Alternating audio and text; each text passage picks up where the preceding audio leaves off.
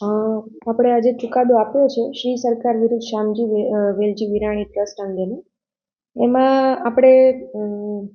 અગાઉ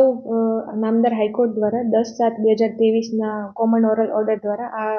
જે છે કેસ બાબતે અત્રેને રિમાન્ડ કરવામાં આવે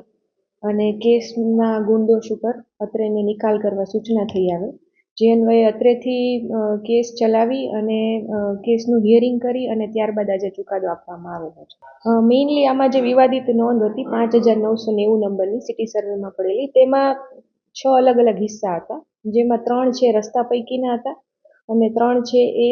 ટ્રસ્ટની ખાનગી માલિકી અને સરકારે જે જમીન ફાળવેલી એ રીતના 6 હિસ્સા પડેલા હતા. એમાં આપણે જે 3 રસ્તા પૈકીની જે જગ્યા છે, જમીન છે, એમનો સત્તા પ્રકાર જી કાયમ રાખેલો છે અને બાકી જે જમીન વધી છે એ મૂળ હુકમની જે શરત હતી કે આ જમીનનો કોઈ પણ ભાગ ભાડે આપી શકાશે નહીં કે તેનો કોઈ પણ જાતનો નફો મેળવી શકાશે નહીં, આ રીતના જે રિસ્ટ્રિક્ટેડ ટેન્યોર વાળી હતી, નિયંત્રિત શરતોને આધીન હતી, એટલે આપણે એનો સત્તા પ્રકાર છે સી હતો, એમાંથી K5 કરવા માટેનો હુકમ કરવામાં આવેલો છે. સાંજ સમાચાર ફેસબુક પેજને લાઇક કરો, વિડીયો શેર કરો અને વધુ વિગતવાર સમાચાર માટે sanssamachar.net વિઝિટ કરો.